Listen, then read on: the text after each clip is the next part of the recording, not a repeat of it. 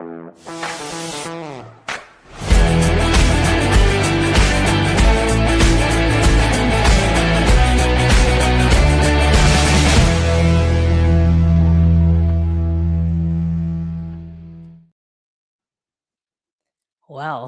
lots been going on. We're 5 days out from the anniversary of Trump terrorizing all of us, really. You know, it's been so quiet this last week of, you know, Trump showing unexpected maturity in governance, a sense of probity and dignity that we'd rarely expected, and a president who's living up. Oh, wait a second. I'm sorry. I was briefly visiting the alternate universe in which none of us live anymore. I would like to live there. Is there? I would love to live there. Like in Everything Everywhere All at Once, do I just need to do something really weird to jump timelines? You know, right. I just want something that will cause an altered timeline. And please, you know, maybe that's McDonald's. Maya, we're quantum shifting. We're quantum shifting today. I've got my crystals out. I was like, please let me get there. So how have you guys been dealing with Twitter this week? All the stuff that, you know, we're gonna go over. Tonight's mostly gonna be about ICE because it's been a wild, horrifying week in Minneapolis. Murder fans and cheerleaders of Nazism were basically my takeaway on Twitter this week. Yeah, I like to believe they're bots because I'd like to believe. Oh no, I've come to believe that the bots are actually now less crazy than the real human beings. But where do they find the time and the hate? Like the time and the hate. It seems so. Listen, hate is an abundant natural resource in the United States of America in the year of our Lord 2025. They're multitasking. and as for time, I mean, I just think that they have built. I mean, all joking aside for a second, they have built this little cultural bubble for themselves. Where if they're like, "Ha, I'm going to make fun of the lesbian who got shot in the head, radical terrorist." If they can do that, that makes them feel less like they have chronic ED and an unhappy home life and are miserable, sorry, sumbitch assholes. I mean, I really think that they've managed to substitute guilt and shame for cruelty and evil. We need to bring back hobbies like. And by the way, yes, I know I'm wearing a vest inside. First off, my office is cold. Second off, it's going to be in the low 20s here in Tallahassee, Florida tonight. Ooh. And third off, it's about to snow here this weekend in North Florida. I don't know if you've prepared yourselves for snow as Floridians ever, but the fur coats are out at 70 degrees. The dog sleds are on sale at Home Depot right now. But literally people are like freaking out at a level you can't even imagine because snow is coming. Meanwhile, I have my shoulders out, so yeah, see, love that for you. Well, we'll fashion police Rick maybe in the lightning round if we have room for a fashion. I don't have all my lights on tonight, or you could see my very handsome vest. That's a shame. I know. Are you guys ready to get into it? So are we all wearing black not on purpose? I just want everybody to know. I'm wearing dark. Well, the sweater is black, but the vest is dark green. Okay. Quilted though. I'm gonna say we're mourning the everything. Yeah. It's a quilt. It's a quilted vest. It's quilted. Yeah. All right. Well, before we get into the ice of it all, I want to quickly talk about what is going on at the Fed. So it is no secret that Trump has been unhappy with Fed Chair Jerome Powell for quite a while, mainly because he refuses to lower interest rates. Trump has been openly threatening Powell for over a year, and that all came to fruition on Sunday night when news broke that Trump's DOJ would be launching an investigation into Jerome Powell. The investigation is supposedly related to his congressional testimony last summer over ongoing renovations at the Federal Reserve building that had gone over budget because Trump famously cares about not wasting taxpayer money on federal building renovations. That was like the irony. I've heard about something in this regard before, but I can't quite put my golden finger on it. He's going to turn it into a ballroom, actually. It's going to be rival ballrooms. So soon after the news broke about this, Powell released a video statement. Let's take a look at some of that. Okay. Good evening. On Friday, the Department of Justice served the Federal Reserve with grand jury subpoenas, threatening a criminal indictment related to my testimony before the Senate Banking Committee last June. I have deep respect for the rule of law and for accountability in our democracy. No one, certainly not the chair of the Federal Reserve, is above the law. But this unprecedented action should be seen in the broader context of the administration's threats and ongoing pressure. The threat of criminal charges is a consequence of the Federal Reserve setting interest rates based on our best assessment of what will serve the public, rather than following the preferences of the president. This is about whether the Fed will be able to continue to set interest rates based on evidence and economic conditions, or whether instead monetary policy will be directed by political pressure or intimidation. Public service sometimes requires standing firm in the face of threats. I will continue to do the job the Senate confirmed me to do, with integrity and a commitment to serving the American people. Thank you. So can you guys explain a little bit about what is going on here with the Fed? What does Trump want? Why does he want it? And like what happens when a nation's bank is politicized? Well, first off, let me just say that Jerome Powell is the OG here. That is a guy who just could not give less of a minute, tiny fractional nanoparticle of a shit about Donald Trump. Trump went for the hardest thing he could do, which is grand jury threat, FBI and DOJ investigation threat. And Powell's reaction was basically like, nah, bro, that's okay. And that's good because central banks in every country should be independent. They should not be designed for a political outcome for the leadership of the country. And look, every president wants something out of the Fed. They want them to either raise or lower interest rates to either juice or slow the economy. Powell has been in that Goldilocks zone here, trying not to crush the economy, but also trying to, lower rates judiciously when he can. But Trump's entire play here is just so juvenile and so dumb. And of course, when you get down to it, Powell didn't blink. Most of Washington, including Trump's own allies in the Senate, were like, no, you should leave Powell be, dude. That's not cool. But one of the things that you got to also remember here is this case is being brought by Jeanine Pirro, Judge Box of Wine. Box wine. I was like, where's the box wine? As we call her. Judge Franzia. And so Powell himself knows this. And so he's not looking at this as like a serious legal threat. The guy's got lawyers for days, but this really is very typical of where Trump's at right now as president, where he believes everybody works for him, including the Federal Reserve, which has never been that way, not how any of this has ever worked. And it really is it's an attack on the independence of the Fed, but Powell's response to it in some ways is so perfect because he's not all like hot and bothered and freaked out. He's just like, no, Well, that ain't it, chief. and that's the thing, Rick. It's the most chilling video. Like he's so Right. chill about it, and yet the content Oh of yeah, it. is these guys actually are going to try to really put me in kinda jail. scary. Cool story, bro. Yeah. But the fact that he did it, in a way, it reminds me of like, hey, if I go falling out of a window, just so you know, here's the statement Right. that I have on this. Right. I mean, I was surprised he didn't lead it up with, just so everyone knows I am not suicidal. Right? Like I had that vibe. And just for the average person, like we're having to hear way too much about the Fed right now. Like most people do not want to hear this much about the Federal Reserve, what No, it does. monetary policy, look, I'm a nerd and everything, but even I go like, oh, monetary policy. I cannot wait to not discuss that all day long. I think it's like this is the thing that the Trump administration is doing for everybody is we're being forced to learn about the intricacies of everything that should be independent that's not. So silver lining, we're learning together. It's an apocalypse, but we're smarter than ever.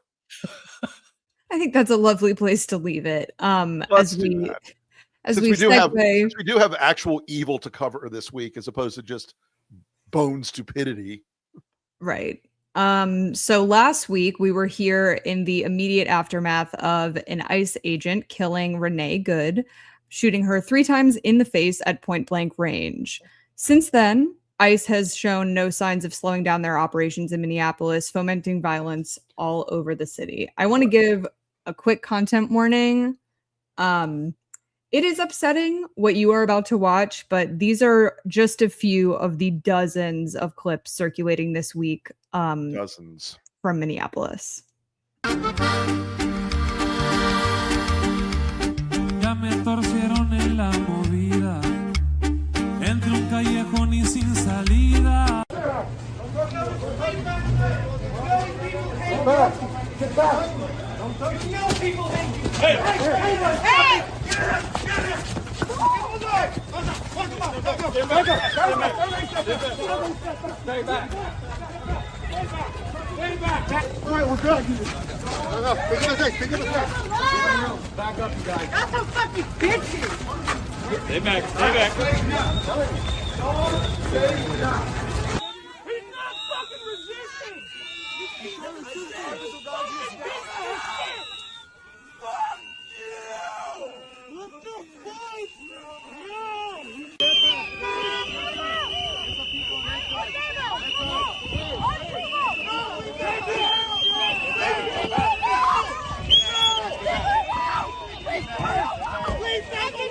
Police before I'm disabled, so I can go to the doctor up there. That's why I didn't move.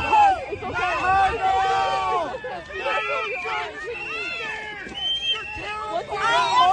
just disabled person. I'm going to go to the doctor. Does this make you feel strong? Yeah, man. Where are your authorities? Hey, the wards are. Anybody else going to ask where the fuck the wards are? You guys don't have the right. What's your name? What's your name? Jonathan Aguilar Garcia. I'm literally a U.S. citizen. Give us a I'm phone literally a number. U.S. citizen. Get the fuck out of here, Ace. Why are you kidnapping our citizens? This guy right here, they let him out of the vehicle. They tortured him. This guy? This guy right here, yeah. Tortured. You okay, man? No, I'm not okay. Bro, it's... shit's crazy. My man's bleeding. Bleeding. They slammed me on the ground.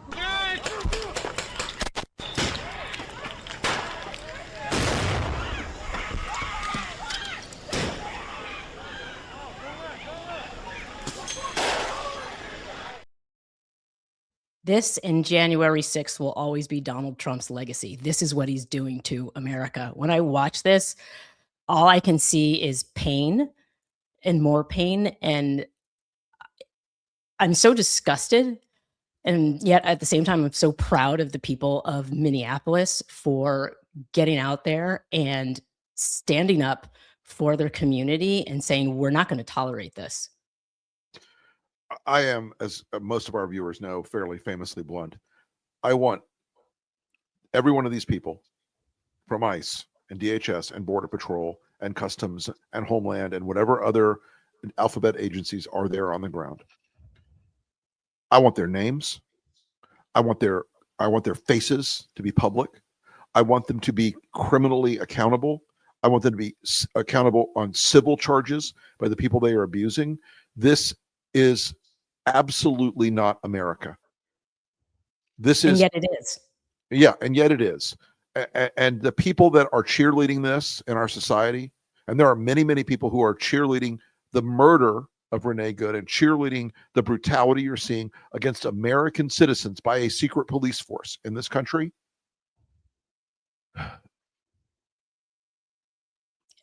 I really want to know if they really believe that this represents the best values of America. This represents the Constitution. This represents the country they want to live in. Because there's a problem with secret police forces. They always grow, they always expand, and they always turn on the people who think that they're never going to be the target.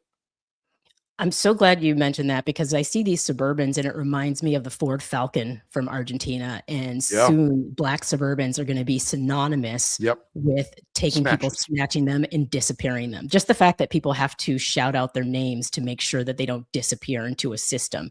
And what people need to understand is that when fascism takes hold, for maybe the people who aren't in that neighborhood or who aren't near it, they're just going on like life is normal as usual. And so I'm sure there are many people in communities outside of Minneapolis that are going on as if life is as usual, but it will catch up to your city because this has just begun. And so if it doesn't get stopped, we're a year into it, the budget really hasn't even been fully implemented. Right. So can you imagine if this is what it looks like now, the trajectory of where it will be?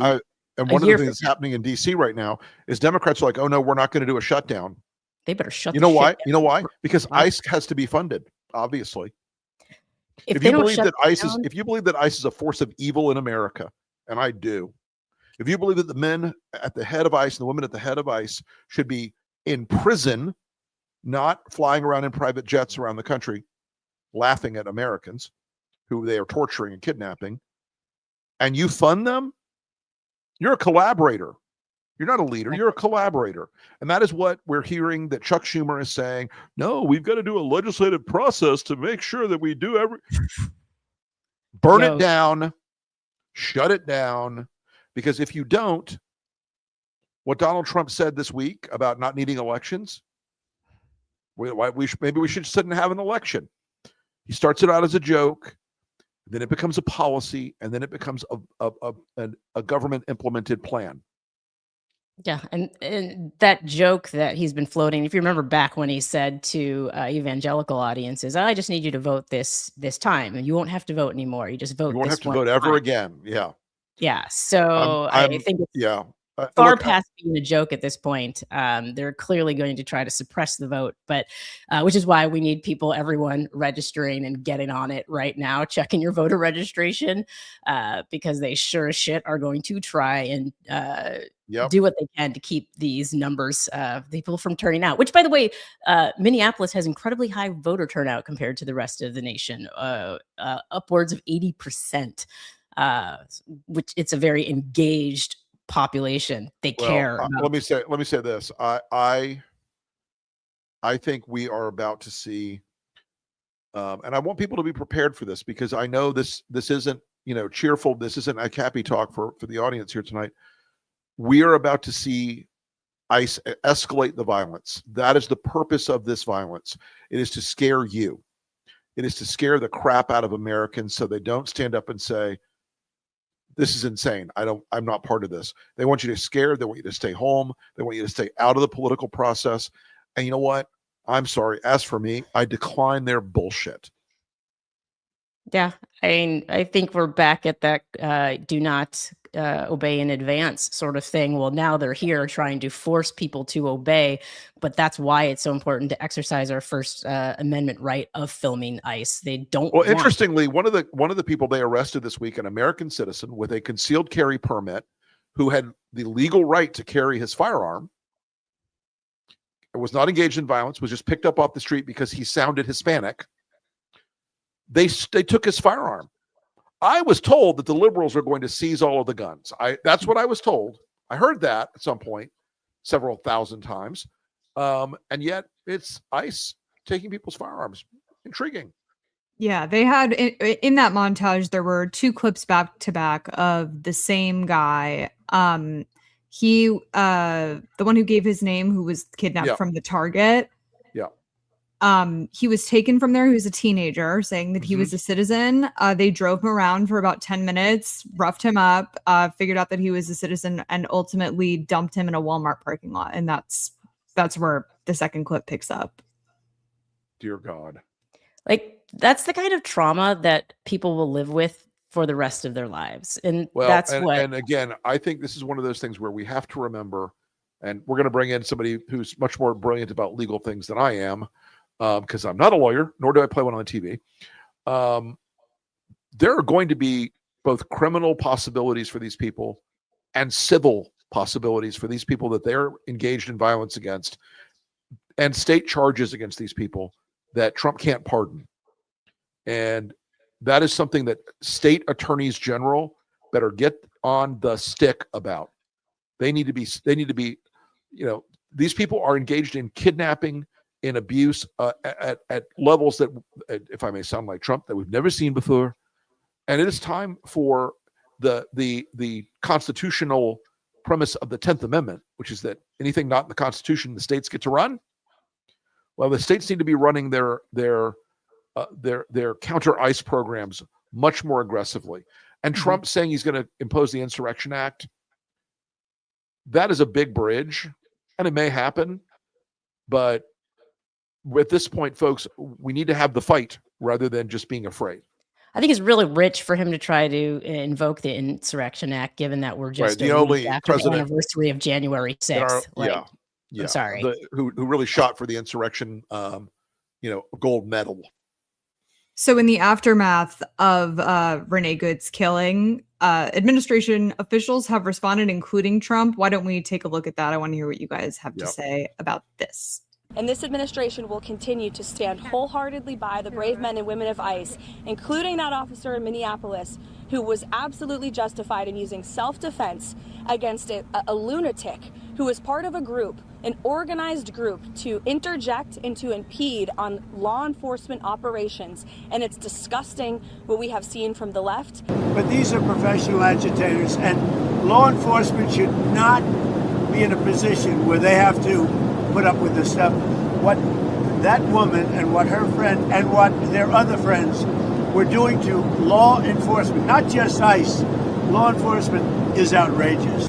Is anyone who protests ICE a domestic terrorist in the eyes of the administration? I can't say that. It's a case-by-case basis, but if you look up the definition of terrorism, it certainly can fall within that. If you look at what the definition of domestic terrorism is, it completely fits the situation on the ground. This individual, as you saw in the video that we released just 48 hours after this incident, showed that this officer was hit by her vehicle, she weaponized it, and he defended his life and those colleagues around him and the public.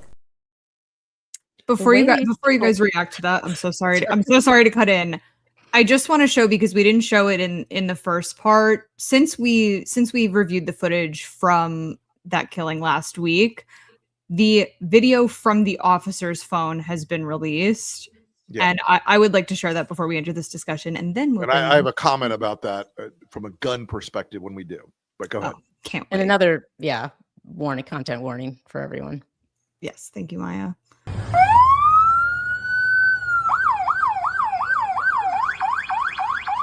fine, dude. I'm not mad at you. Show your face. I'm not mad at you. That's okay. We don't change our plates every morning, just so you know.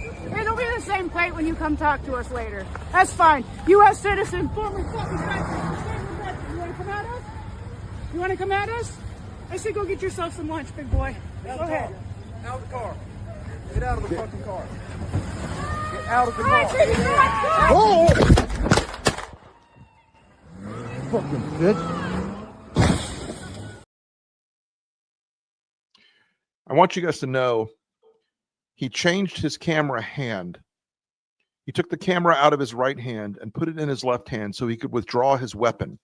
You can hear on the video the holsters are made of a material called Kydex. You can hear the gun coming out of the holster before he walks in front of the car. He planned to kill her from the moment Renee Good's partner sassed him and said, "Why don't you get some lunch, big boy?" He knew he was going to kill her. And I am sorry, Keith Ellison and the investigators in Minnesota have been denied all access to the crime scene materials. FBI and Homeland have hidden. They've taken her body, will not give her access to her body or the autopsy. They will not give them access to the vehicle. They will not give them access to other body cameras from other officers on the site or other cell phone cameras because other officers were also taping. You hear that gun come out of that holster. That was intent. He was not threatened when he took the gun out. He wasn't even in front of the car when he took the gun out. Jonathan Ross is a fucking murderer. Jonathan Ross should be in prison right now. He should be in jail right now on charges of murder. The fact that he is not is this country breaking down into an authoritarian hellhole. And I am truly at a point where I want this administration to end. I wrote a piece about this last week called How It Stops and How It Ends. Unless many of these people from the bottom of ICE who are in the streets abusing the rights of American citizens to the top with Kristi Noem and Stephen Miller and Pam Bondi and Tom Homan and that little Keebler elf Greg Bovino, unless those people are taken to trial and held accountable, we will get more of this. This will spread and it will not stop. One thing I want to say is that a man who is fearing for his life doesn't immediately, after shooting someone, say fucking bitch. I'm sorry. That's right. Her last words were, dude, I'm not even mad at you. His last words about her were fucking bitch. I can tell you, let me tell you, I tweeted this out that day. Every one of us has known a guy who sounds like that, who has that tone about women. Every one of us has known somebody like that, where it's always the fucking bitch. I mean, it just.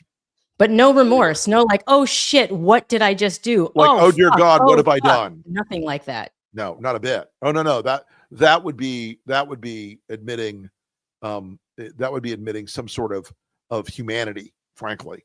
Yeah, and he's acting as if he knows that the administration will have his back. He does know. He knows that. He's 100% right. He's 100% right.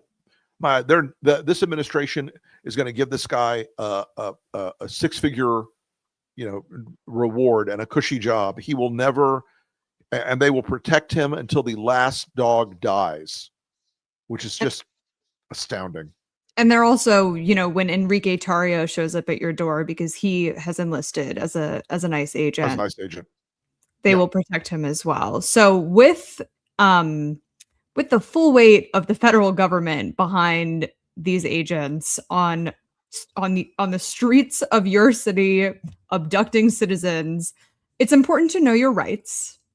So at this time, I would like to bring in our lead counsel, Mario Nicolais, to let us know what we can do. Mario, in the face of in my case, what I'm not allowed to do. Yeah, for Rick, please tell him what not to do. What can people at home do? This is a question that we get all the time. What can they do, and what are their rights? Also, welcome to the breakdown. Well, hey, Mario. Thanks for having me. Being sandwiched between these two is an absolute honor. Also a tad bit scary. So look, I think the question is, what can we do, and what rights do we have? But also, what are the best practices? I think Maya, probably as a woman of color, understands just because you have rights does not protect you in these situations where the government is absolutely lawless. And that's what we're doing. Let's be very clear. Jonathan Ross, horrible human being who I agree meant to kill her, meant to shoot her. But it was the administration's reaction that was the really chilling thing, because they created thousands more Jonathan Rosses. When all of those ICE agents know that they can engage, that they can do anything up to and including shooting and killing a human being, then there's no violence that they won't go through. So, here's the issue. We've got rights. And it depends on whether you're an immigrant, what your legal status is, or whether you're a U.S. citizen. So I'm going to go, because I think the vast majority of people right now, we're talking about U.S. citizens who are filming people like Renee Good and her wife, not her friend, Donald Trump, by the way, as you refer to her on Air Force One, you refer to her as her friend. That's her wife. That is her mourning widow, you asshole. Sorry, don't know if I'm allowed to say that here, but I'm going to say it anyway. Oh, you're allowed to say that here. Anyway, so, people like that, you're a U.S. citizen, you do have rights, but understand in a lawless situation like this, these guys are looking for any reason why they can assault you, why they can come at you, why they can shoot at you, why they can tear gas you. And so you're trying to avoid that sort of thing. Film at a distance. Use your phone's zoom in technique. Make sure you're uploading to the cloud. Make sure that you're obeying local law enforcement when they're asking you to do something. If you're pushed away, do not push back. If you strike an officer, you're giving them all the reason they want to come and attack you. And sometimes they're going to attack you anyway. Look at the guy at the gas station who was doing nothing but filming, then shoved away, put into cuffs, and then carried away by 4 officers. and they're all going to have each other's back. And Which so I noticed. understand I that. noticed he was not striking them, but when the officer pushed him down to the ground, the guy. That's when they decided that they could arrest him. Because then they could say, "Oh, he's attacking us." Oh, I don't know if he pushed him to the ground. He pushed him, and then he grabbed him by the head and put his knee into his face. Yeah. So I mean, if you want to call that a push, little sure. George Floyd action there for you. Right. So Mario, once people have the footage, what should they do with it? Because I'm assuming this is evidence. What can one do once they've gotten this? Did they just put it out there in socials? Do they send it to the district attorney? What do they do with it? I think you can do all that. I think you can put it out in social media. People can contact you. I think you should call your local law enforcement, say, I have this video, and submit it to them. File a report with them. Make sure that they have the evidence. Because I think that's one of the things we're seeing too. And this is, again, towards the lawlessness. Most folks who are engaged in this can never remember a time when federal law enforcement refused to cooperate with local and state law enforcement. So all these people who talked about state rights for so long, and right now they're all about the federal law enforcement, because the federal jackboots are the ones who are out there murdering people, shooting gas at them, becoming physically violent with others. And remember, a lot of these guys aren't trained. I mean, Enrique Tarrio is not just not trained; he's trained just to engage in violence. That's all he's been doing for forever. He certainly doesn't have a degree in law enforcement. He hasn't gone to an academy or anything of that nature. He's watching a video that he's probably ignoring the whole time. Half of these folks, have a high school diploma or a GED maybe, and are out there without so much more than that and attacking U.S. citizens. So we have to know what we have to do to protect ourselves in that situation. And again, that's making sure you don't put them in a situation where they can make a claim that they are in self-defense, or a claim that you're obstructing them somehow. And that's why I need to urge everyone here to be careful. Be careful when you're dealing with these guys. They are lawless. Don't put yourself within arm's reach of these guys. I mean, that'd be one of my very first comments is, do not be within arm's reach of an ICE agent, because as you saw, they will take advantage of that. Other best practices, if you do get detained, I think as horrible as it was seeing that guy dragged out of Target, he did it exactly right, and the people around him did it exactly right. They were filming as it happened. He said, "This is my name. I'm a U.S. citizen. You must say those things." It wouldn't be a bad idea to carry your passport on you so you can prove that you're a U.S. citizen, something to that nature, so you have it right away in case it comes out. Because here's the thing. It turns into people disappearing into black Suburbans and not reappearing again if people aren't filming this, if people aren't saying, "This is my name, this is who I am." That's the way that you protect yourself, and you get dropped off in some random Walmart parking lot later, which is horrible and awful and is trauma that this guy will never get over, but is certainly better than the other outcome that we've seen in a lot of places. So since so many of these guys have masks on, Mario, should people try to video and get their face? I mean, if they're swapping out license plates and using, sometimes cars without plates, what's the best way to make sure people are able to even identify these officers so that they can be held accountable later? Well, and it is lawlessness. And in fact, that's right now, actually, Minnesota, St. Paul, and Minneapolis are suing ICE and the federal government, and they're using a law that they have that bars masks from being worn there to try to say, hey, you cannot wear those masks. A lot of attorney generals across the country are doing that exact thing and trying to enforce that. I think you film them as best you can. You get as many angles as you can, whatever identifying features you can. Certainly do not reach over and grab a mask. That is a good way to get yourself into a lot of trouble and going from. I mean, you can yell, "What's your name? Who are you?" They're not going to answer. But it's one of those things where the more identifying features you can get, hopefully one day, and that's what I'm going to say. And I know that's not the answer everyone wants to know, but one day we bring them all into accountability. One day we had gathered this evidence up and we say, okay, now we've got the information. We're coming after all these folks. Because, remember, a lot of these statute limitations, they run more than 4 years. Certainly, Jonathan Ross, for murder. Murder does not have a statute of limitations. Right. And what about, so they're staying in hotels, Hilton, hello. They're staying in hotels. They've got to eat. I don't know if their room names are on the hotels. As far as legality goes, because I know a lot of people are protesting outside of the hotels. Can somebody check into the hotel and take pictures of them at breakfast? Like, what is that? Because it's on private property, would that be considered illegal to do? It's not illegal to do. You can certainly take pictures. You can do things of that nature. You could be asked by the proprietor to leave or something of that nature if you were doing that, if they complained. Also, there are a lot of First Amendment laws about what you can do on sidewalks and things of that nature. I know I saw one thing where they found a hotel and they were playing a lot of drums and loud music outside. Now, you could be cited by local law enforcement, for noise violations or things of that nature if you're doing that. But I think some of the local law I suspect you'll be okay really if you're in the great state to of show up Minnesota. to those sorts of things. They got better things to do, like trying to research murders that they're not getting any help to review. So, I think there are those kinds of things that are not illegal. If you're doing them in public areas, you are fine. I think you can absolutely do those sorts of things. I think you can be at hotels and try to take pictures of that. Be careful. Don't get in the way. Don't stand in the way of one of those black Suburbans, because they'll try to run you down and say, "Oh, they were obstructing."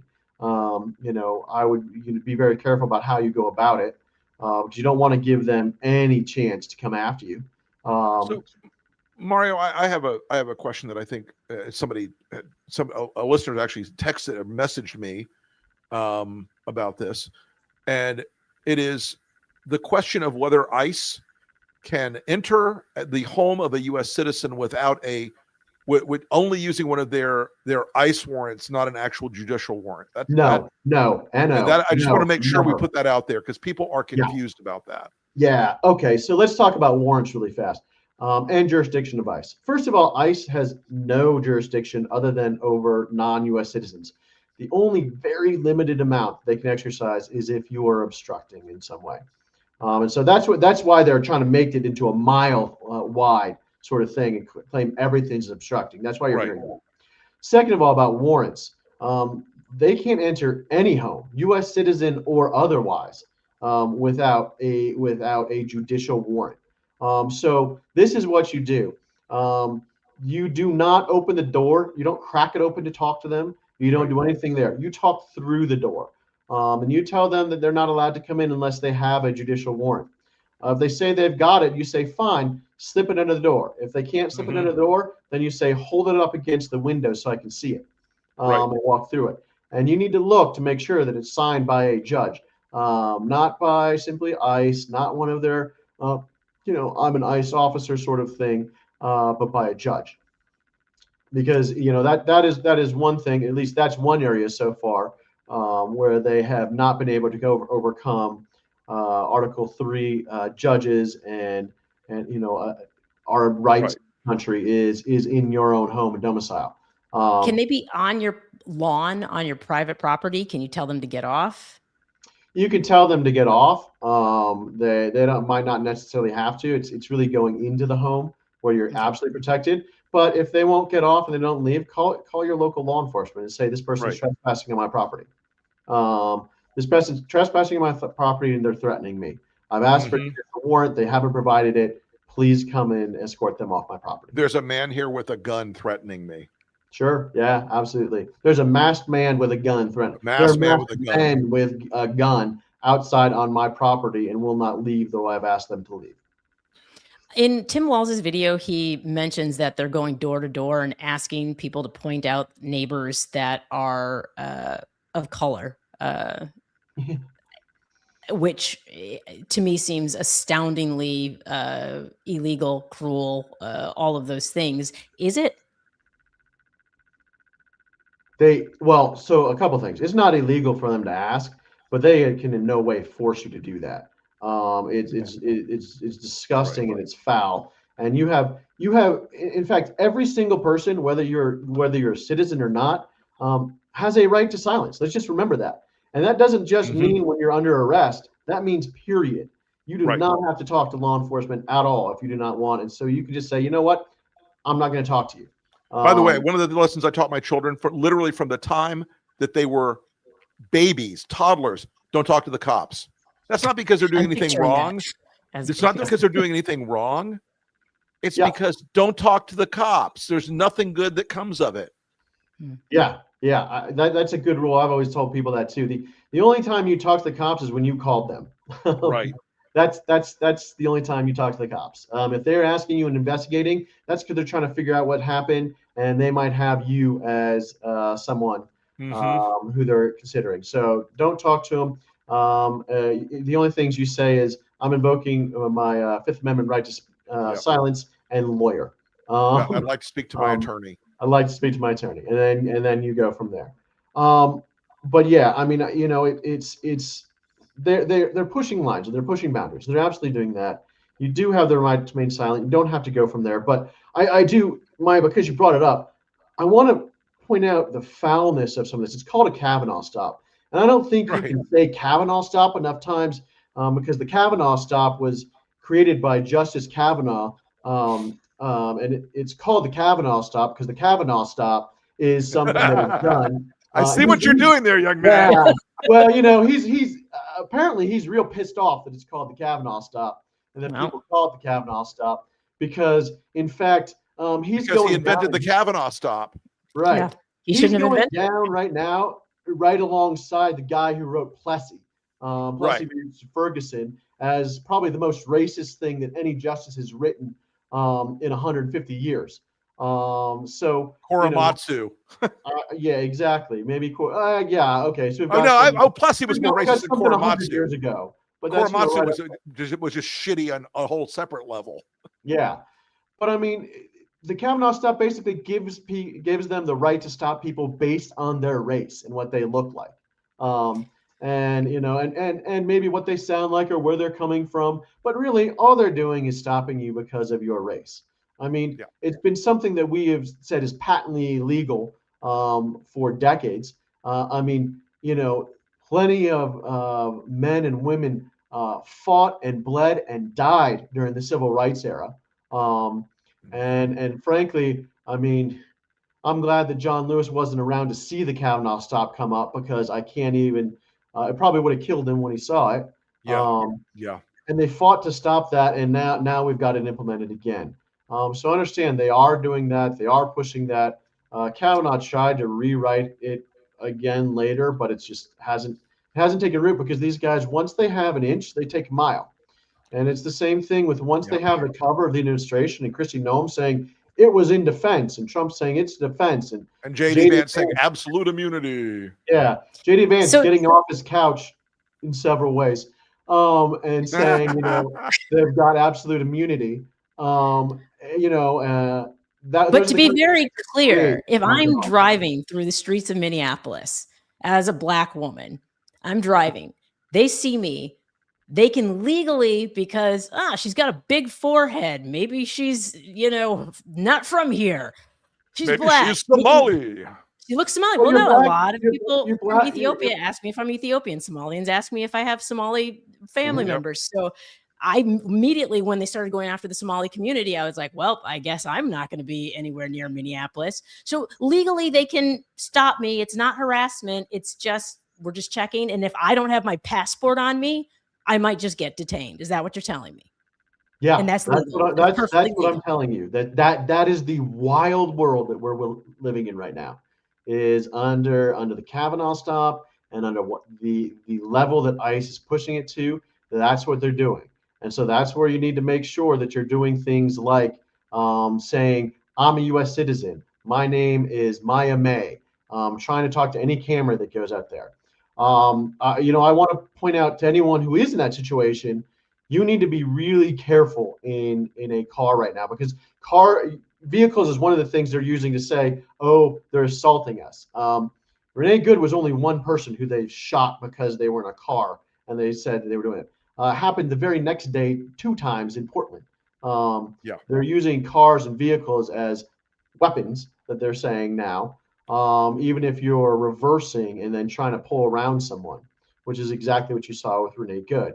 So you need to be really careful. You need to be, if you are not in park, you need to tell the officer, I'm putting it in park, just putting it in park, moving slowly. If you reach for your passport or something, do not panic and move, jerking movement. Tell them what you're doing and moving through them there. I mean, look, Maya, this is the same thing that we've been telling anyone who's black and brown for decades, and that they've heard too, is any little movement that you do could be taken the wrong way as law enforcement, and you have to treat them always as if they are a millisecond away from shooting you if you at all appear threatening. So, I mean, know that you do have rights, and the best way to vindicate your rights is if you're still alive. And if you are someone, who can get through that process and get released, and get out of that immediate situation. That should be the goal of anyone who is being attacked by ICE, is to try to get out of that alive, because sadly that's where we're at right now. So Mario, if you do get out alive with ICE, I want to bring in one question we've been getting in the chat, which is, can you pursue a civil case against ICE if they rough you up?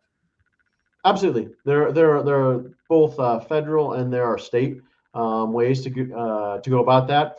There's actually a tort statute. It's and I'd have to look up the actual name of it. But when you are assaulted by an officer, you actually have a cause of action against them for doing that.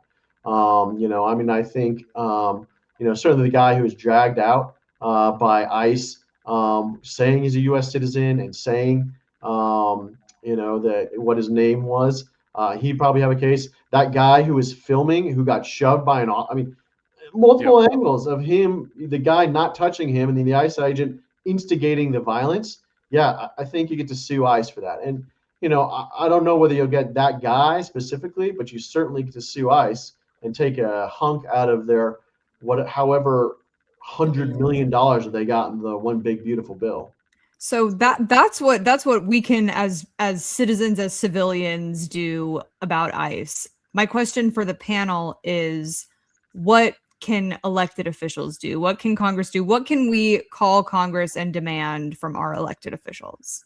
Right now, the one thing we can do, that we can ask Congress to do today, get on the phone, call your member, call your U.S. senator, and say very clearly, shut ICE down with the budget debate, with the budget shutdown.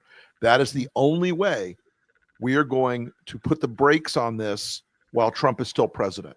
The lawlessness of ICE is off the chain, but the apathy of Democratic leaders is more deadly and more pernicious in many ways. Yeah, I wonder if it's even possible to say, hey, we want a moratorium on any ICE activity for 30 days. What's asking for 30 days for them to stop? Obviously, it would be they're not going to do it. But I think it's a reasonable request. And just to see them refuse that request, I think is important, too, to have on record, because they're clearly not equipped to handle the scale of operations that they're trying to pull off right now. Well, I think that's true. I'm going to throw into that too, not just that, but that's Congress. Call your attorneys general in your state and tell them, we want you to sue for our rights. Call your local mayor and your city council folks and say, hey, we need law enforcement to respond and to help us here, not just stand by and help these guys, because they need that public support to show, hey, look, we're on good footing to tell our guys to stand up, because I mean, talk about wild. We have people like Christine Noem who are threatening local folks, saying, if you come after our guys, we're going to come after you. You've got one of ours, all of yours, is what Noem said. With physically standing behind a Nazi slogan. Right.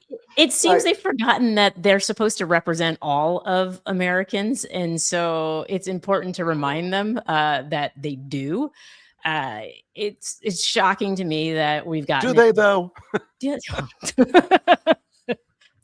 But is you guys, I promised that we would stop doing negative things. And everything is so terrible. The administration won't stop doing negative things, Kate. What are we going to do? If they would like to stop doing negative things. You guys wanted to have fun on the show, and I'm here to provide the fun. Mario, you are welcome, and I would encourage you to stick around for this next segment. Well, Kate, I'm just going to say it's positively horrible. Everything's positively horrible right now. So there's a positive outlook. Everything except for the ice on ice crime that we are fortunate to witness over the past week. So I promised I would do something light. So without further ado, here's a little segment I like to call Ice versus Ice. Pussy! Fucking pussy! Fucking pussy!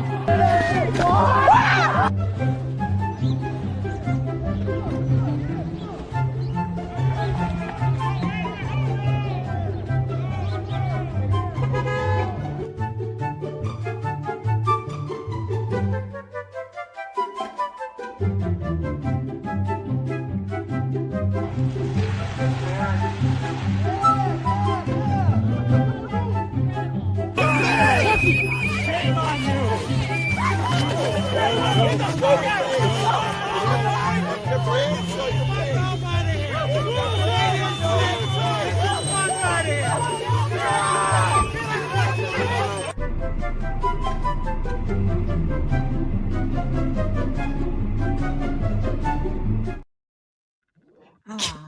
Can we call this segment Ice Capades? That's before your time. By the way, as your resident firearms guy, the one scene of the two officers sliding on the ice and his firearm discharges. Saw that. Yep. Y'all, first off, there's absolutely no reason for that weapon to be off safety at all. They're walking down a sidewalk. Second off, there's no reason under any conceivable circumstances for the guy's finger to be on the trigger, even if it's on safety while he's walking down a sidewalk. An accidental discharge in most military or police organizations will get you suspended or fired. That was just, that astounds me, the level of unprofessionalism. And it speaks to the fact that instead of having a 5.5-week training program for indoctrination for ICE, it's now 47 days. In honor of month program. It takes longer to get like a nail practitioner license, like a esthetician takes longer. Yeah. But I do like this segment. I think it could be hilarious and fun. Yeah. I was gonna say more it's to come. Or Disney on Ice. Nazis on Ice, Disney on Ice. It's the same thing if you think about it. So are we allowed? Springtime. Are we allowed from a messaging perspective now? Do I have permission to start tweeting that ICE is the Gestapo? Yeah. I call them that all the time. Yeah. First Amendment rights, Kate. Go for broke. Yeah, I think we can put that in writing. It's for sure. Hey, look, if the jackboot I think if they're going door to door it's not like looking to say for black and brown people. Wear it. I mean, you might go so far as to say they make the Gestapo look good because some At of least these the outfits guys, are better. I not expect physically fit at all. the Nazis to behave badly. Right. I don't expect Americans to treat Americans this way. I mean, if Joe Rogan can say it. And he did. Oh yeah. Yeah, why don't we take a look at that? Good call, Maya. Yeah. But you don't want militarized people in the streets just roaming around, snatching people up, many of which turn out to actually be U.S. citizens that just don't have their papers on them. Are we really going to be the Gestapo? Where's your papers? Is that what we've come to? Yes, that is what I'm glad Joe is finally figuring out who he voted for. He barely is. I don't want to be too generous to him from that clip. I'm not. I'm Well, not being that generous. The rest of the interview, it's him and Rand Paul just like looking for any reason to lick a boot. A quick question, because now that I think about it with the whole militarized thing, and they're in fatigues, like they're in camouflage, but it's snowy and white outside. Isn't the point of camouflage? Like they're not in the jungle, like they're not in the desert. Guys got this shit off of Amazon, most of them. I think they should get those white snowsuits from Spies Like Us. I think that's what they're. Don't hate on Spies Like Us. That is one of the classics of the 80s. Oh, it's the best movie. I love that. But that's what I picture, where they're copying. That was some peak Dan Aykroyd. Spies Like Us was some peak Dan Aykroyd. And now I have a vision of actually ICE dressed in the stuff from Dragnet. I'm going to another Dan Aykroyd movie. Leggings. Oh, yes, the goat skin pants. Which now brings me to Mar-a-Lago and the dancing people at Mar-a-Lago. Oh, my God. It's just. I mean, I did not have Mar-a-Lago furries on my bingo card. Oh yeah. What was that? Oh, the dance. Do we have the waltz? The with the dog? I don't have the clip, but I would encourage folks to look up. And this is a great segue into what I like to call the lightning round. Yay, the lightning round. Mario, would you like to stick around for the lightning round? Yes, you do. If you'll have me, sure. Yes. Okay. Well, we're in it to win it now. A bunch of videos circulated of people in like really elaborate furry masks dancing at Mar-a-Lago. So that was really something. Next in the lightning round, Mike Johnson called the Greenland invasion threats a quote narrative created by the media and something that hasn't come up in any briefings that he's been at. Oh, okay. Cool story, bro. You're like, I haven't heard that one. He always hasn't heard about it. That's the equivalent of I didn't read the tweet. There's been people have traveled to Greenland. Like it's well documented. So at this point, is he just trolling us, or is he just so desperate to just be out of the room? Like he's like, I don't in the room. Mike Johnson is the only human being on Earth that actually takes other people's earwax and shoves it into his own ear so he doesn't have to hear it. True story. In that vein with Greenland, Don Bacon has said that touching Greenland would trigger GOP support for impeachment, but like not unless if Trump is really okay. Sure, Don. I mean, like all of these guys, they talk tough until Trump looks at them cross-eyed. And I know he's on his way out and everything, but come on. But like Europe's sending, countries are sending. Oh yeah. Oh no. Sweden has volunteered troops. Finland is sending troops. Never ever IKEA if Sweden's troops are there. Yeah, never fuck with the Finns under any circumstances. But yeah, look, there's ice involved. Correct. Yes, my favorite piece of World War II or pre-World War II lore about Finland, the Russians had attacked them. And everybody was freaked out, like, how are we going to survive? And there's a little piece of local poetry, and it said, Russia's so big and Finland's so small. Wherever shall we find to bury them all? And that's sort of my vibe on Greenland right now. Could we take Greenland militarily? We could. Would it be a shame on our honor forever and ever? Oh, yeah. Oh, Whitney found the furry video. Let me see if this is gonna screw everything up if I play it. Yes, please. The way you look tonight.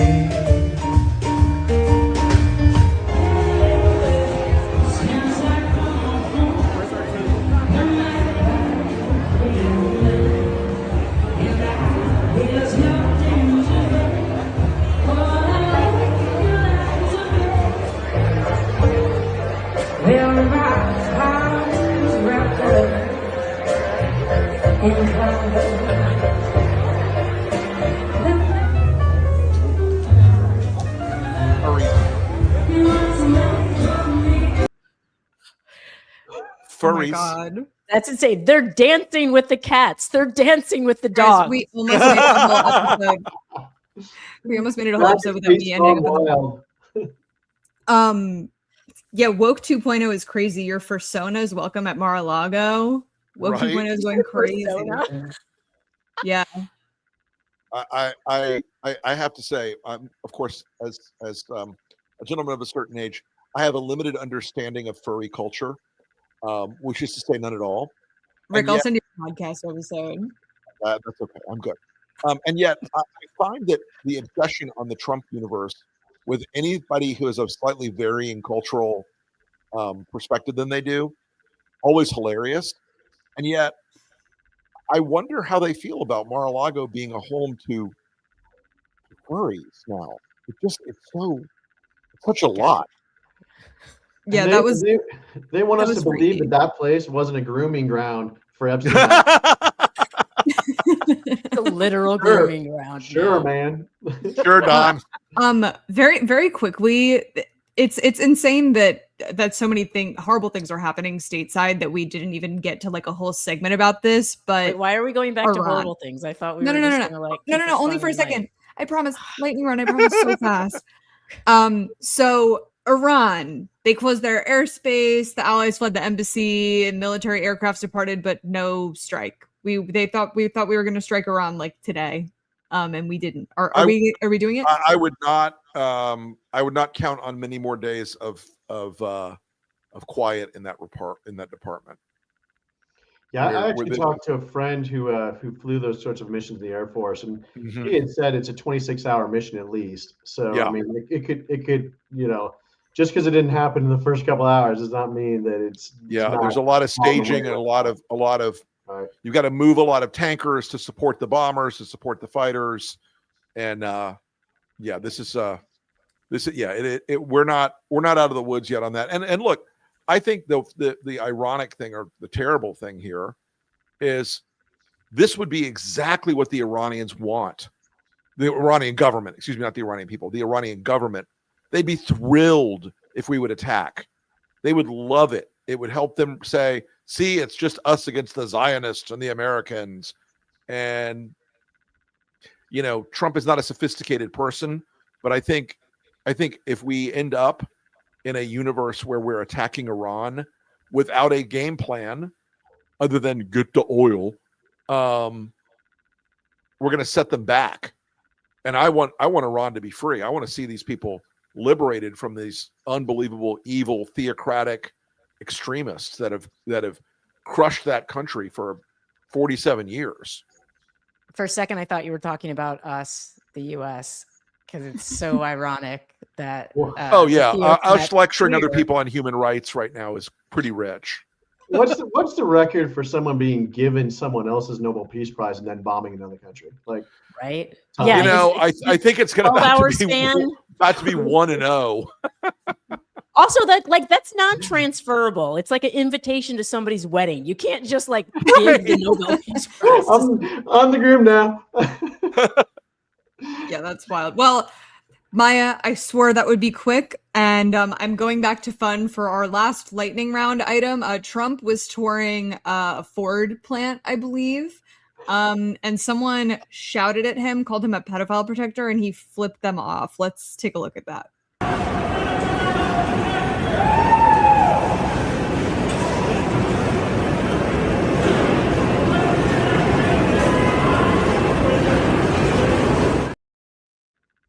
Awesome. So presidential. You know what? God bless that guy who did that, because it reminds. And I had interestingly, I was talking to somebody this morning who said I was joking with him about it, and he said, actually think about it seriously for a moment. That guy is Trump's base. Yeah, that guy should be a hardcore Trump supporter and fan. That guy demographically should be all in for Donald Trump, and yet clearly the Epstein files have broken through with a lot of people that should be his supporters and who no longer are. Just a thought. It's an interesting observation, I thought. He's so much more serious than me, because honestly, I had to watch that video 3 times to see his tiny little micro finger. Right? His wee little lemur paw. It was like, was that his middle finger or a pinky? What was that? But, all right, one last question before we go, because Rick, you've been compromised. The chat has noticed the tooth, and people are concerned. Oh, can you God. Please yes, folks. I broke out a tooth over the holidays. Not just broke it out. I broke it out side to side and top to bottom, and they're going to replace it shortly. I apologize for showing you the gap in my current dentition, but some stupid accidents are stupid accidents, and here we are. So I had it removed. I went in on New Year's Eve to try to get something taken care of. They could not. It needed actual oral surgery. So between New Year's Eve and the next Monday, I was enjoying a world of interesting pain without pain medication. And then so then they yanked the whole thing out, and it's got to rest for a few weeks before they can put an implant in. The So that's where I'm at. The chat is speculating that you may be actually running an underground fight club. Yeah, That is actually the real answer, and I've deceived Can you you all confirm or with deny? my. In solidarity, we all have to black out a tooth, similar to like when everybody's walking around Sharpie. with maxi pads on their ears. Maxi pad on his tooth. Yeah, there you devoted go. Lincoln Project supporters, everyone knock a tooth out this week. For No, please don't. I beg of you. Oh well, it was the illusion was bound to fail, folks. I had the mic up here like for days. I just finally got. You're just finally like, got lazy. such an animated speaker. All right, guys. I think we covered it all. Did I miss anything? I think we covered everything. Yeah. All And right. then Well, some. Mario, thank you so much for joining us this Yeah, week. man. Thanks. I appreciate it. That was great. Glad you stayed for the lightning round.